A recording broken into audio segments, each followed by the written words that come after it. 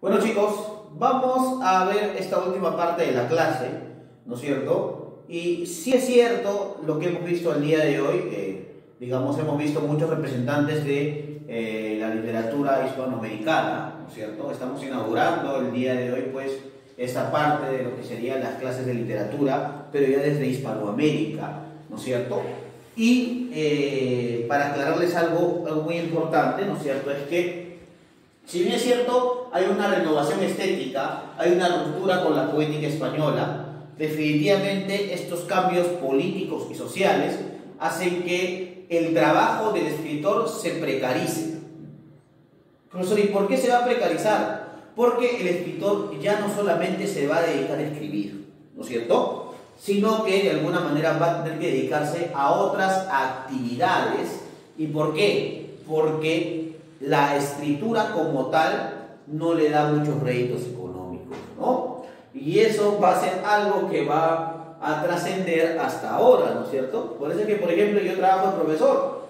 Claro, profesor, ¿usted se dedica a escribir? Sí, de cierta manera sí, pero me gustaría pues, dedicarme formalmente a la escritura, ¿no?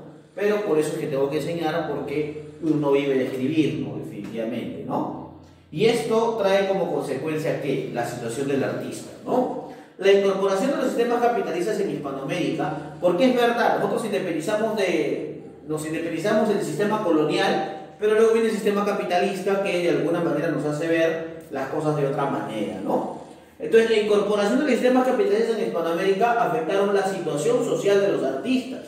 O sea, la obra ya no es obra por su condición estética y por su musicalidad y por la representación individual, sino que la obra estética se transforma en mercancía. ¿Correcto? Eso trae como consecuencia que se convierte en mercancía, trae como consecuencia que las obras ya no se escriban simplemente por el gusto de escribirlas, sino que las obras se escriban por, digamos, de alguna manera por una petición empresarial o porque de alguna manera estas obras tienen una inmediatez y se tienen que publicar. Entonces ya no se escribe por el simple hecho de escribir, por simplemente el hecho de privilegiar lo estético, sino que las obras de mercancía se escriben para ser vendidas, ¿correcto? Entonces, como el escritor, ¿no es cierto?, de alguna manera no veía su obra simplemente por una condición mercantilista, entonces para sobrevivir va a tener que dedicarse a profesiones como el periodismo, la enseñanza, a ser editor, por ejemplo, o en otros casos pues a dedicarse a algo muy diferente a lo que sería la literatura, ¿no es cierto? Y entonces pues ahí está, esas condiciones evidentes las tenemos en esa situación, ¿no? Se va a precarizar el trabajo del propio escritor, el escritor no se va a poder profesionalizar y por ende va a tener que dedicarse a otras actividades. Hasta algunos van a dedicarse a la política, ¿no? Como tal vez un negocio, y bueno, ahí se va a tergiversar pues, ¿no es cierto?, la actividad del intelectual. Chocano es asesinado por condiciones políticas. José Asunción Silva, por ejemplo, se suicida porque veía pues digamos, su vida como un hueco insondable, un vértigo, digamos, determinado que no iba a escapar de ello, por ejemplo, ¿no? El cambio de estos nuevos tiempos afecta mucho a la personalidad de muchos escritores en la época. ¿Correcto, chicos? Les había dicho que de alguna manera pues el modernismo se había caracterizado por la poesía, ¿cierto? La mayoría de escritores pertenecientes al modernismo eran poetas. Pero digamos que esta condición del modernismo se base digamos, en estas dos características esenciales que eran el individualismo y la musicalidad, tenía que partir de ciertas características, ¿cierto?, que lo hagan diferente. Por ejemplo, ¿no es cierto?, la condición principal del modernismo es el esteticismo, porque busca la perfección formal, ¿no es cierto?, en desmedro del contenido. O sea, ¿qué quiere decir? Que no importaba lo que dijera, lo importante es que esto suene bonito, ¿entiendes? O sea, importaba más la forma que el fondo, ¿no es cierto? Por eso es que, como decía, al ser una poética individualista, muchos escritores no eran populares, o sea, era ¿cómo decir? Era una literatura que no conectaba con la gente, ¿no es cierto? Porque era una literatura más bien elitista e individualista, ¿no es cierto? Pero bueno, rompen con de alguna manera las condiciones básicas de la poética española que se ve hasta ese momento. Exotismo porque en el contenido, chicos, buscan la belleza de los mundos distantes, o sea, pueden dentro del poema citar culturas orientales, el mundo griego nórdico, entre otros mundos, ¿no es cierto?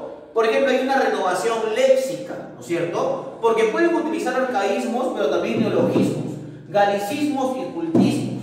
Es por eso que a partir de las palabras que utilizaban dentro de los poemas, ¿no es cierto?, se puede entender evidentemente pues que no era una literatura para el pueblo, ¿no es cierto? Era una literatura más bien elitista, ¿no? Nuevos metros y ritmos se utilizan, por ejemplo, los alejandrinos, los versos endecasílabos y versos de gran musicalidad, sobre todo esto de gran musicalidad, ¿no es cierto? Cosmopoetismo porque los temas que se tocan, por eso es que lo importante de la perfección formal que es el contenido, los temas que se tocan son universales, o sea, pueden ser entendidos por personas que viven en América Latina o que pueden vivir en Europa o, por ejemplo, en los Alpes, no importa, lo importante es que eran entendidos por todos, ¿cierto? Ahora, ya hemos visto pues los precursores, el fundador y los géneros de algunos autores, pero el máximo exponente del modernismo hispanoamericano va a ser Rubén Darío, que nace en el año 1867 y va a morir en 1916, ¿no es cierto?, en Nicaragua, por si acaso. Algunos datos sobre Rubén Darío. Por ejemplo, Rubén Darío es considerado como el creador y el máximo representante del modernismo. Va a nacer en Metapa, en Nicaragua, ¿correcto? Compuso versos desde niño y por ende se le va a conocer como el niño poeta, ¿no? Dice, de adolescente va a leer a Bécquer y a Víctor Hugo, o sea, va a tener influencia del romanticismo español. Pero cuando a los 19 años va a llegar a Chile, va a hacer un recorrido por casi toda América Latina. Va a desempeñarse como periodista, por si acaso, chicos, ¿ya? Va a desempeñarse como periodista, ¿no? Y va a ganar un premio literario en Santiago de Chile, ¿no es cierto? Va a publicar, pues, su primer poemario que se va a llamar Abrojos y Rimas en 1887 y Azul en 1888. Digamos que este poemario es el poemario que remarca definitivamente el inicio del modernismo, ¿no es cierto? Eso hay que decirlo de esa manera. Ahora, hay que recordar también que él, como su trabajo de periodista, con su trabajo de periodista lo va a llevar a escribir a el diario La Nación de Buenos Aires, ¿no es cierto?, en 1890, y pues luego, después de 2 años, se va a casar. Después de haberse casado, ¿no es cierto?, y por situaciones sentimentales y de pareja se va a divorciar y va a viajar a España, a Italia, a Francia, a Alemania y a Austria. Definitivamente este viaje por el Caribe, por el sur de Sudamérica, pero también por Europa, le va a dar una visión distinta de la poesía, ¿no es cierto? Y finalmente va a fallecer en su patria el 6 de febrero de 1916, ¿correcto? Rubén Darío no se llamó así, su verdadero nombre fue Félix Rubén García Sarmiento, ¿correcto? Pero claro está que su nombre poético era pues Rubén Darío, ¿no? Definitivamente. Ahí está, ¿no es cierto? Dentro de su etapa creadora va a tener muchos libros. De hecho, va a tener de alguna manera 2 formas de publicar, ¿no es cierto? Va a escribir versos y también va a escribir prosas.